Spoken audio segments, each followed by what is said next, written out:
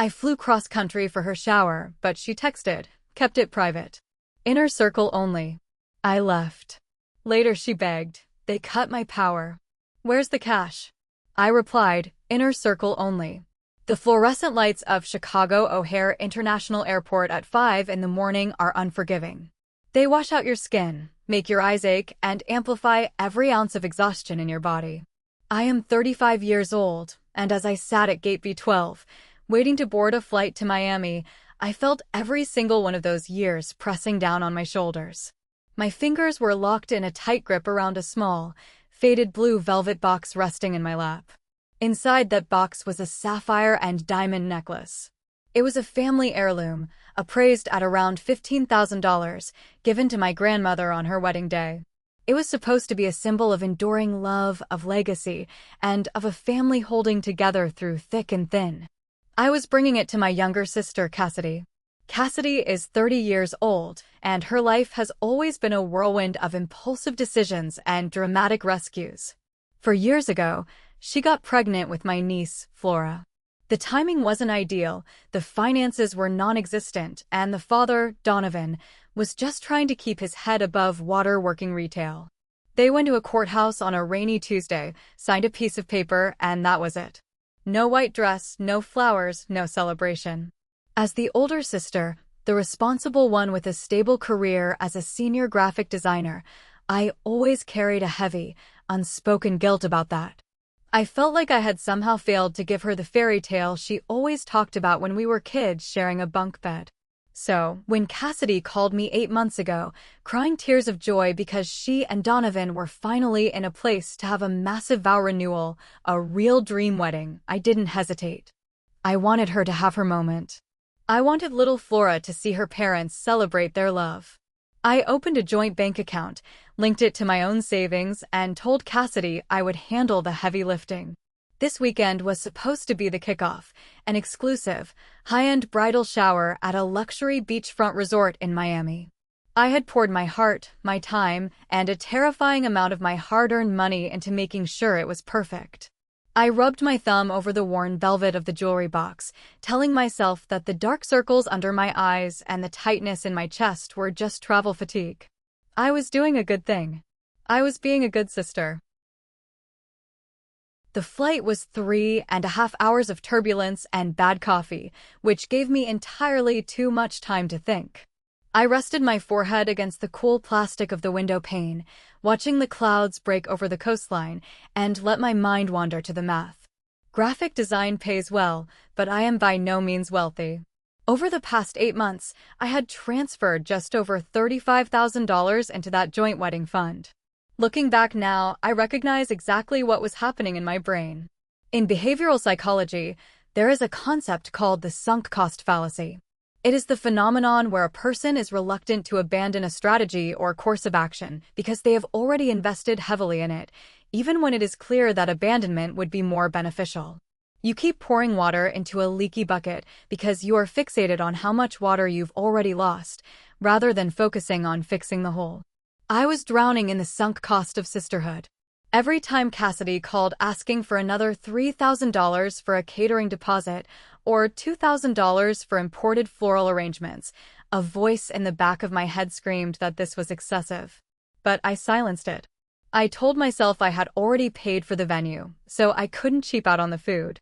I had already paid for the dress, so I couldn't say no to the photographer. I believed I was investing in a milestone, buying a permanent foundation of happiness for my sister and my niece. But recently, the dynamic had shifted. The enthusiastic, hour-long phone calls detailing napkin colors and menu tastings had vanished. For the last 3 weeks, getting a hold of Cassidy was like trying to catch smoke. My texts were met with one-word replies. My calls went straight to voicemail. When I asked her for the final itinerary for the bridal shower weekend, she texted back a vague, "It's all sorted, just show up at the resort Saturday morning." I brushed it off. I told myself she was just overwhelmed with the planning, that the stress of hosting was getting to her. I convinced myself that the moment I walked into that resort, handed her the sapphire necklace, and saw the look on her face, all the distance would evaporate. The investment would finally pay off. Miami hit me like a physical wall of heat and humidity the moment I stepped out of the airport. I hailed a ride and gave the driver the address of the ultra-luxury beachfront resort Cassidy had insisted on booking. The drive took 45 minutes, pulling me away from the busy city center and into an enclave of towering palm trees, manicured lawns, and driveways filled with sports cars.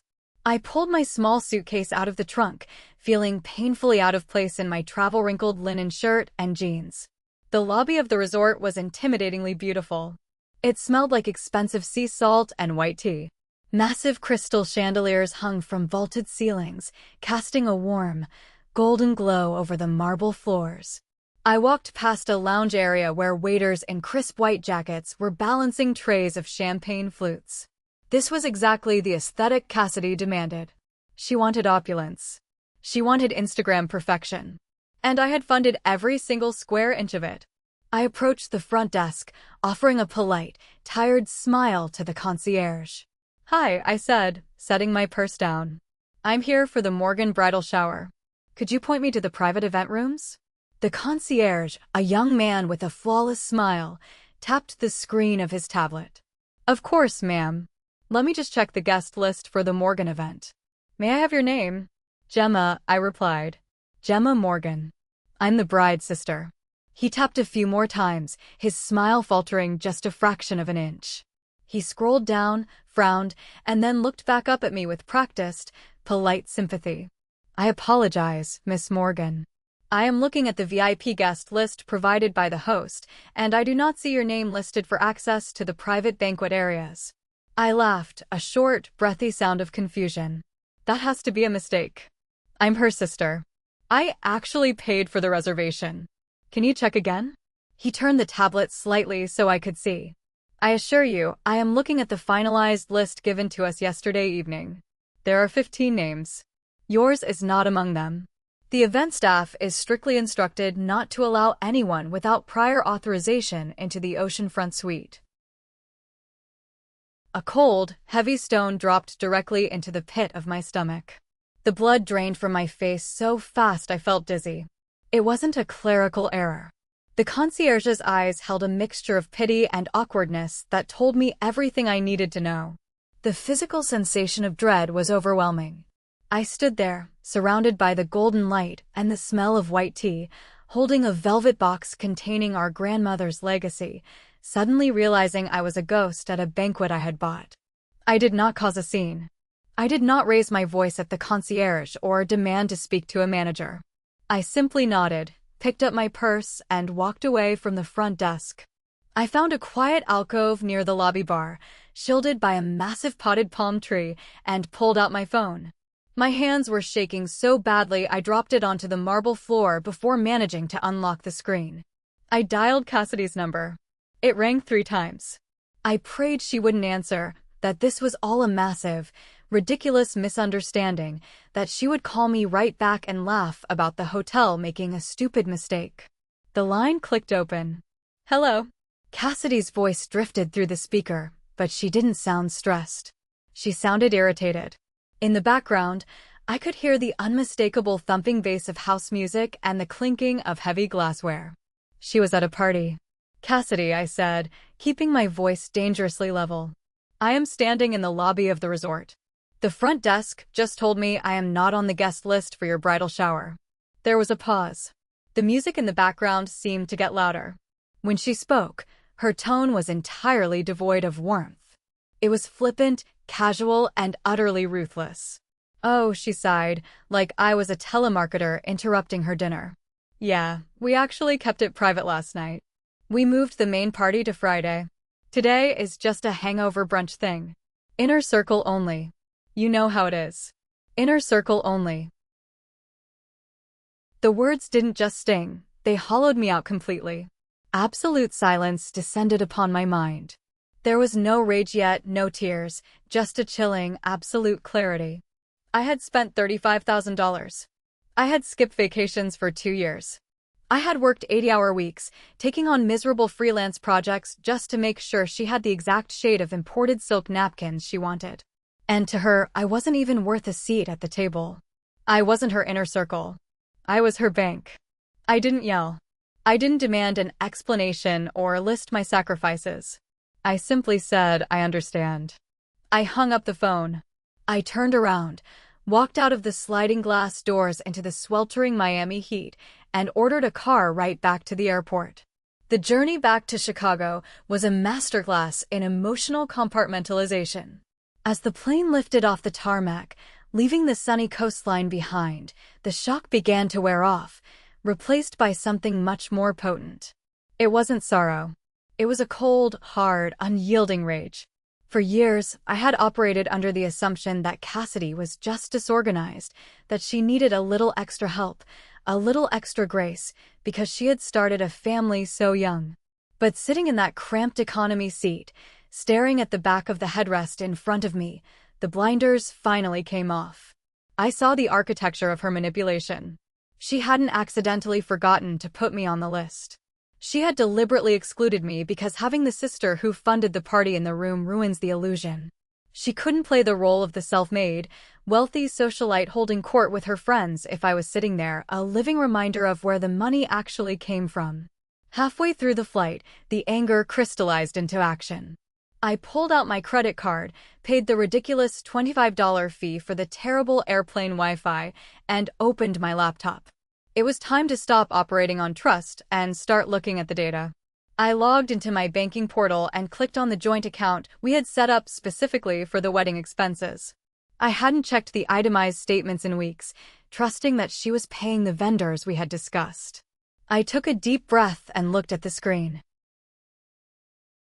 The available balance at the top of the screen read $12.45. I blinked, my mind struggling to process the number. Just 3 weeks ago, I had transferred a final lump sum of $8,000 to cover the last major vendor deposits. Where did it go? I clicked on the transaction history, and what followed was a grueling, agonizing financial autopsy. I scrolled down the list, line by line. Some charges made sense on the surface. $4,000 to a premium catering company. $6,000 to the resort in Miami. But as I kept scrolling, the narrative broke down. The vendor names became strange, unrecognizable. There was a charge for $2,200 at a luxury ski resort in Aspen, Colorado, dated from a month ago. Cassidy had told me she was going on a modest weekend retreat with her bridesmaids to plan the bridal shower, funded by her friends. Clearly, that was a lie. There was a transaction for $1,500 at a high-end designer boutique in downtown Miami. Another charge for $3,000 directed to an exotic car rental service. My heart pounded against my ribs as I read through the ledger. $700 at a premium steakhouse. $400 at a med spa for injectables. This wasn't a wedding fund. It was a slush fund. I had been slowly bleeding myself dry, assuming every dollar was going toward a photographer, a florist, or a venue, while she was using it to bankroll a fantasy life. I needed proof. I needed to see exactly how brazen she had been. I pulled out my phone, opened Instagram, and navigated to Cassidy's profile. I split my laptop screen, keeping the bank statement on one side and her social media feed on the other. I matched the dates. It was sickeningly easy. On a Tuesday 3 weeks ago, there was a withdrawal from the joint account for $2,800. The transaction memo, entered manually by Cassidy, read floral deposit and centerpieces. I scrolled through her Instagram to that exact Wednesday. There it was. A perfectly curated photo of Cassidy sitting at a trendy cafe, a brand new, limited edition Prada handbag resting prominently on the table next to her latte. The caption read, "Treating myself after a long week of wedding planning. Good vibes only." I kept going. A charge labeled Event Lighting and Drapery for $1,200, perfectly aligned with a photo dump of her and 2 friends lounging by the pool at a 5-star spa, getting expensive mud wraps. It was a textbook case of what economists call brain bankruptcy. She had completely detached from financial reality. She was addicted to the dopamine hit of portraying a life of effortless wealth to her followers, a life completely disconnected from her actual income, funded entirely by my misplaced loyalty.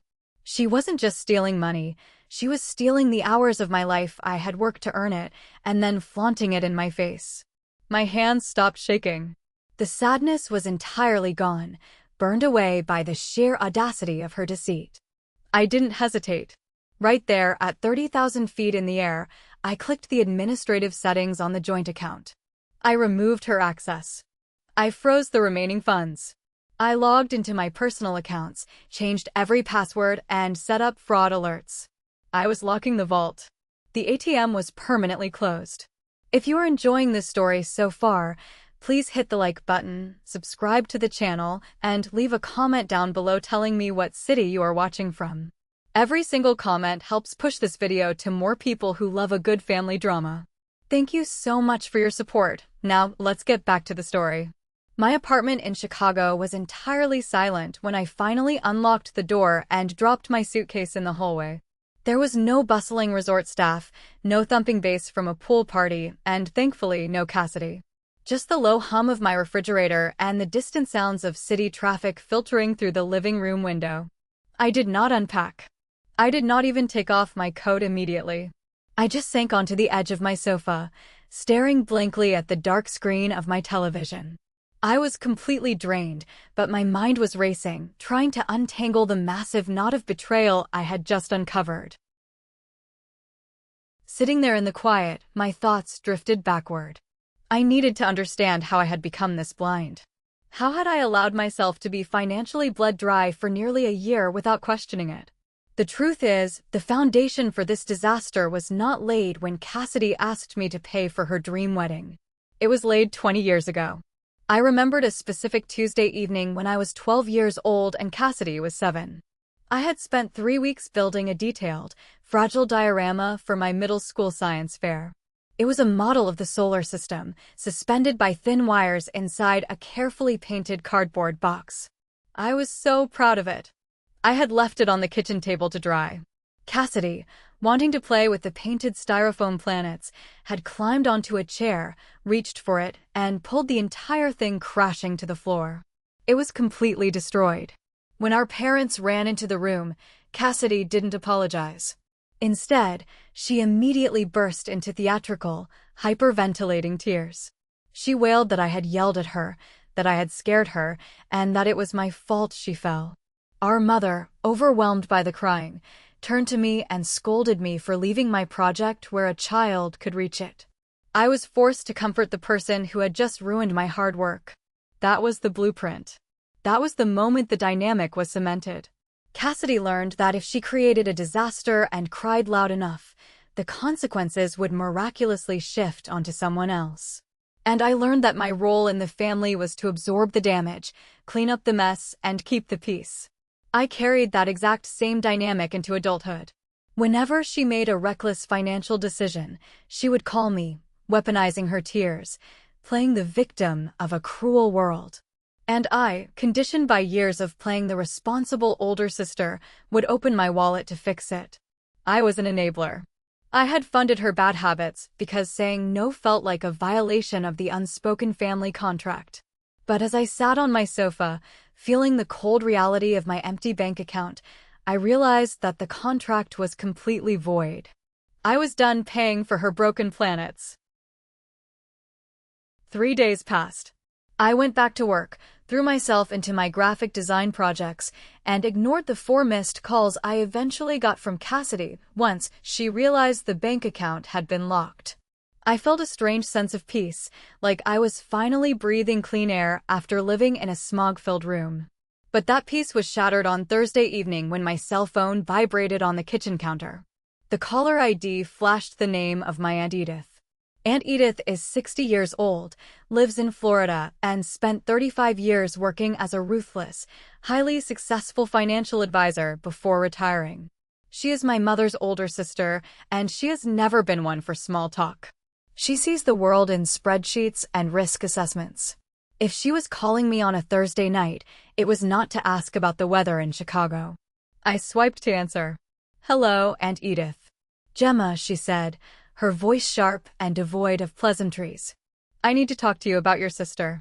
And I need you to listen to me very carefully, because things are much worse than you think." I leaned against the kitchen island, a new knot of anxiety forming in my stomach. I already know Aunt Edith. I flew to Miami for the bridal shower last weekend, and she wouldn't let me in. I checked the joint account. She blew $35,000 of my money on designer bags and spa days. I cut her off. There was a heavy sigh on the other end of the line. I am glad you cut her off, Gemma. But you only see the tip of the iceberg. The designer bags are just the symptoms. The disease is much bigger. I still have friends in the financial sector down here in Florida, and word travels fast when someone defaults on a massive private loan. I frowned, my grip tightening on the phone. A private loan? What are you talking about? She asked me to pay for the wedding because she and Donovan didn't have any savings. There is no wedding, Gemma, Aunt Edith said, her words hitting me like physical blows. The vow renewal, the bridal shower, all of it. It was a smokescreen. A year ago, Cassidy got it into her head that she wanted to be an entrepreneur. She wanted to own an upscale, aesthetic cocktail bar in downtown Miami. She went to a legitimate bank, and they laughed her out of the building because she has terrible credit. So, she went to private, unlicensed investors. Loan sharks, essentially. She borrowed $150,000 at an exorbitant interest rate to lease a space and buy expensive velvet furniture. My legs felt weak. I pulled out a bar stool and sat down heavily. A cocktail bar? She has zero experience in hospitality. Why didn't she tell anyone? Because she wanted to wait until she was a self-made millionaire to reveal it, Edith replied dryly. The bar failed in 6 months. She couldn't even cover the payroll. The investors started demanding their money back. So, she fabricated this entire dream wedding narrative to extract money from you. She has been using your $35,000 to make the minimum interest payments to these people to keep them from taking her house, all while skimming some off the top to maintain her wealthy influencer image online. But now the well is dry. They are going to foreclose on her home, Gemma. And they are not polite about it. Exactly 1 week after my conversation with Aunt Edith, the silent treatment from Cassidy came to an abrupt, violent end. It was a Tuesday evening, raining heavily in Chicago, when my phone lit up. It was a FaceTime audio call from Cassidy. I stared at the screen for a long moment, watching her name flash, feeling a cold detachment settle over my emotions. I pressed accept. Gemma. Her voice burst through the speaker, hysterical and breathless, a pitch-perfect performance of absolute terror. Gemma, please, you have to help me. You have to unlock the account right now. I did not raise my voice. I spoke with the calm, flat tone of an operator. What is going on, Cassidy? They cut the power, she sobbed, her words tumbling over each other in a frantic rush. The power company came and shut it off. And the water. I can't even flush the toilets, Gemma. The Wi-Fi is gone. I am sitting in the dark, using the last 4% of my cellular data to call you. Please, I know you are mad about the bridal shower. I am so sorry. It was a misunderstanding, but you cannot do this to me. You have to wire me $5,000 right now. I listened to her cry. A year ago, this phone call would have sent me into a blind panic. I would have been logging into my banking app before she even finished her sentence, desperate to save her. But now, armed with the knowledge from Aunt Edith, I heard the subtle cracks in her performance. She wasn't apologizing for stealing my money. She was apologizing for getting caught. Then, she deployed her ultimate weapon. Think about little Flora, Gemma, she wailed, her voice cracking. My baby is sitting in the dark, crying because she is scared. There is no food in the fridge because it is all spoiling. You are her aunt. You love her. You promised we would always look out for each other. Remember when we were kids? You promised. You have to save us. It was a masterclass in emotional manipulation. She was using a 4-year-old child as a human shield to protect herself from the consequences of taking out illegal loans for a vanity cocktail bar.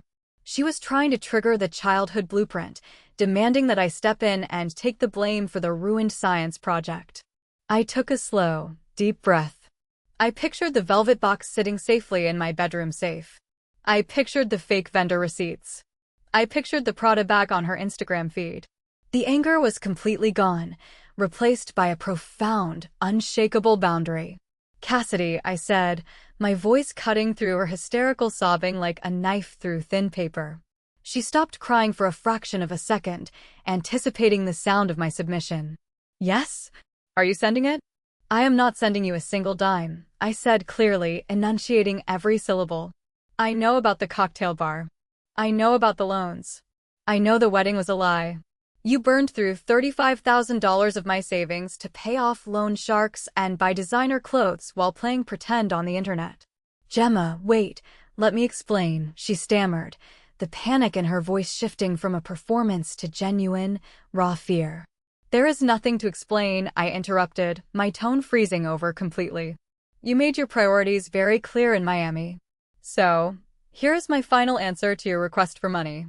I paused, letting the silence stretch out for 3 agonizing seconds.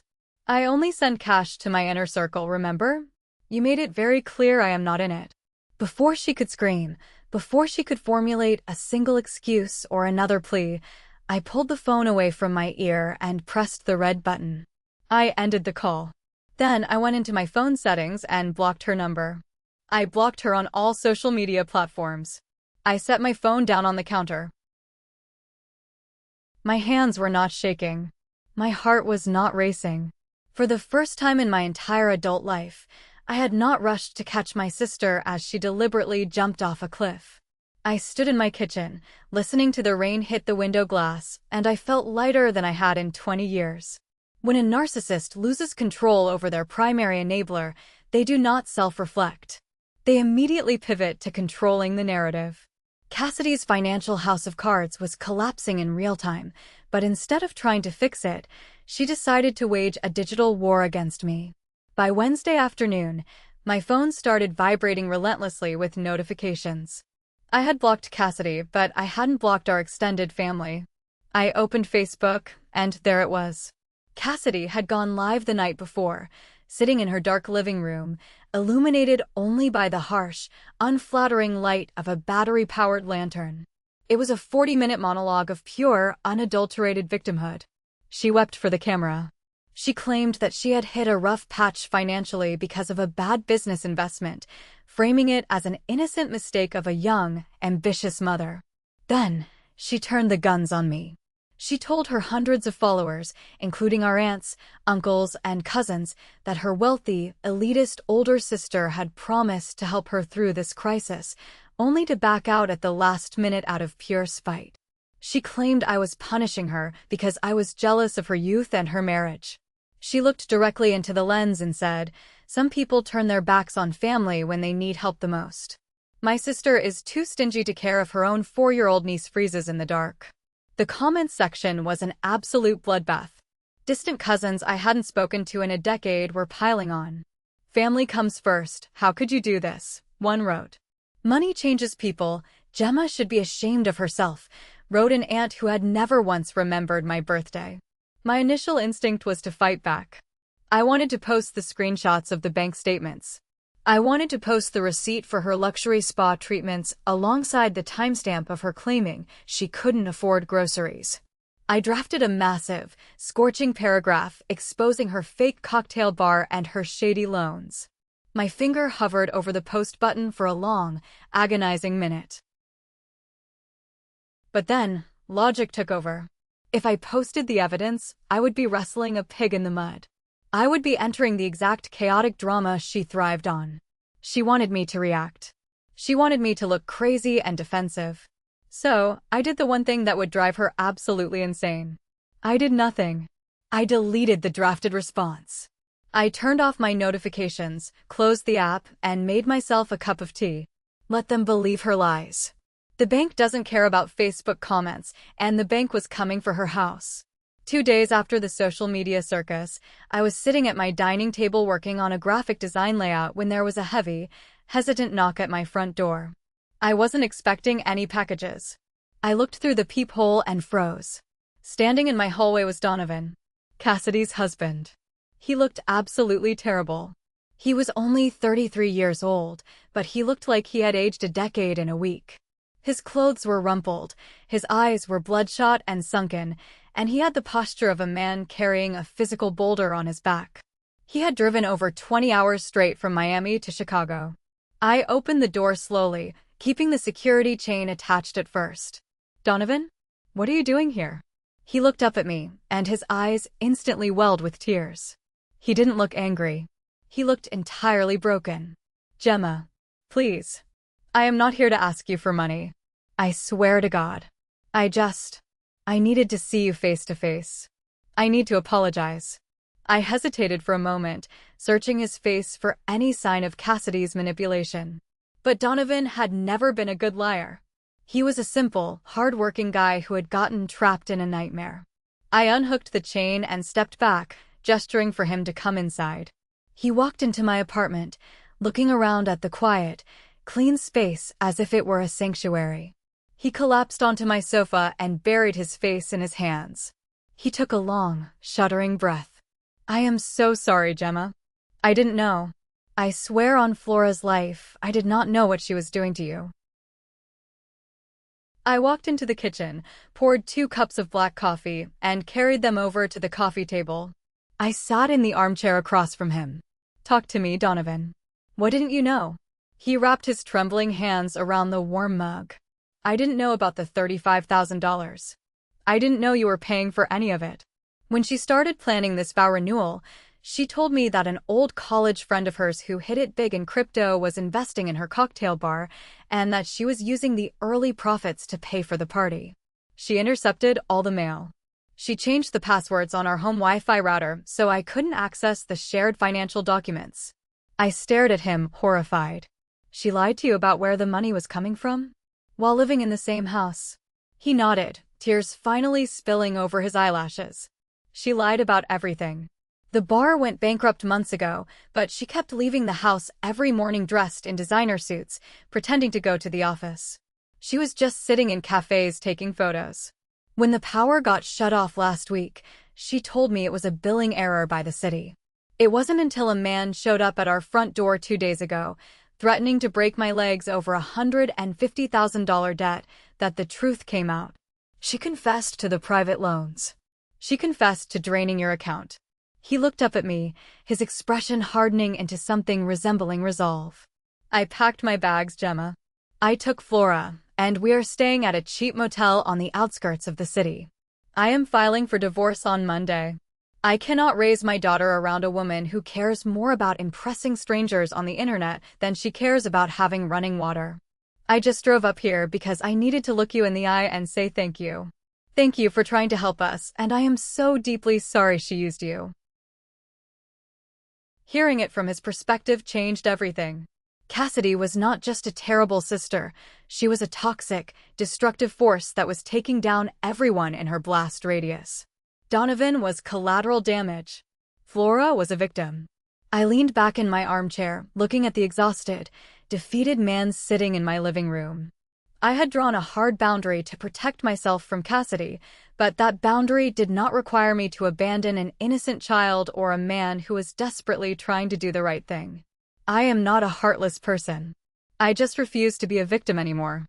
Donovan, I said quietly, setting my coffee cup down. I appreciate you driving all the way here to tell me this. You didn't have to do that. And I am sorry your marriage has ended this way. He wiped his eyes with the back of his sleeve. I just need to figure out how to keep Flora safe. I don't have enough money for an apartment deposit right now, and the motel is no place for a little girl. I stood up, walked over to my desk, and pulled out a legal pad and a pen. I brought it back to the table. I am going to help you, Donovan. But we are going to do this my way, with absolute, ironclad boundaries. He looked up, surprised and hesitant. Gemma, I told you, I didn't come here to ask for your money. I know you didn't, I replied. Which is exactly why I am willing to help you. Here is the deal. I will not hand you cash. I will not wire money into any account that has Cassidy's name anywhere near it. But I have a friend who owns a large warehouse logistics company just outside of Miami. He is currently hiring for a mid-level managerial position. It pays a solid salary with full benefits. I will call him right now and get you an interview for Monday morning. You are a hard worker and you will get the job. Donovan stared at me, his mouth slightly open. Furthermore, I continued, writing notes on the pad. I am setting up a private trust account specifically for Flora. It will directly pay for her preschool tuition, her pediatric copays, and a prepaid grocery delivery service sent to whatever new apartment you rent. Cassidy will never have access to a single penny of it. I will secure my niece's future, and I will help you get back on your feet. I set the pen down and looked him dead in the eyes. But I have one absolute condition, Donovan. Cassidy gets nothing. If I find out that a single dollar of the grocery money went to feed her, or if you ever ask me to bail her out of the debt she created, the help stops immediately, permanently, and forever. Do you understand me? Donovan did not hesitate. He nodded his head vigorously, relief washing over his tired features. Yes, I understand. Gemma, thank you. You are saving my daughter's life. 3 months later, the dust finally settled, and the brutal, unyielding reality of karma caught up with Cassidy. Without my $35,000 safety net, and without Donovan's retail paycheck to lean on, her house of cards completely disintegrated. The private investors she had borrowed from were not patient people. They initiated aggressive legal action. The bank foreclosed on the beautiful Miami house with the manicured lawns. The luxury cars were repossessed in the middle of the night. Donovan kept his word. He nailed the interview at the logistics company, secured a modest but clean 2-bedroom apartment, and fought fiercely in court. Because of the documentation of Cassidy's erratic behavior, the illegal loans, and the danger she put their child in by having the utilities shut off, a judge awarded Donovan primary custody of little Flora. Cassidy was forced to move into a tiny, cramped studio apartment in a terrible part of town. The most poetic justice of all was watching her inner circle evaporate. The women she had hosted at the exclusive bridal shower, the friends who gladly drank the imported champagne I had paid for, stopped answering her calls the moment she couldn't afford to pick up the tab at dinner anymore. She posted one final, pathetic plea on social media, begging her followers to start a crowdfunding campaign to help a struggling entrepreneur get back on her feet. It raised exactly $42. She deleted her accounts the next day. She had chosen aesthetics over authenticity, and she ended up with absolutely nothing. As for me, I am sitting in my Chicago apartment on a bright Sunday morning. The air is cool and crisp. I walk into my bedroom, open the small steel safe bolted to the floor of my closet, and pull out the faded blue velvet box. I snap it open. The sapphire necklace glimmers in the morning light. For a long time, I thought this necklace was cursed. I thought it represented a family legacy that had been corrupted by greed and betrayal. But looking at it now, I realize it represents survival. It is safe. I kept it safe from someone who would have pawned it in a heartbeat to buy a designer handbag. I close the box and lock it back in the safe. I walk out to my living room, which is no longer just a place I sleep between freelance gigs. There is an easel set up by the window. I started taking oil painting classes 2 months ago. I haven't painted since I was a teenager, since I learned to suppress my own hobbies to clean up Cassidy's messes. The canvas on the easel is half finished, a vibrant landscape of the lakefront. It is messy, it is imperfect, but it is mine. I learned a very hard, very expensive lesson this year. Family is not a blank check. Blood does not entitle someone to abuse your kindness, drain your resources, and treat you like a second-class citizen in your own life. True family is built on mutual respect. Donovan and Flora are my family now. We talk every Sunday. Flora tells me about her finger painting, and Donovan tells me about his new job. They're thriving, and so am I. I look back at the chaotic year, and I feel absolutely no guilt. I secured my niece's future. I helped my brother-in-law escape a toxic, destructive marriage. But I sat back, drank my coffee, and watched my own flesh and blood sister lose her beautiful house, her marriage, and her social standing without lifting a single finger to save her from the fire she started herself. So, I leave it to you, the jury. Am I the villain in her story for walking away when she begged for help, or did I just finally stop being the victim in mine? Was I wrong to let her fall? Thank you for watching this story.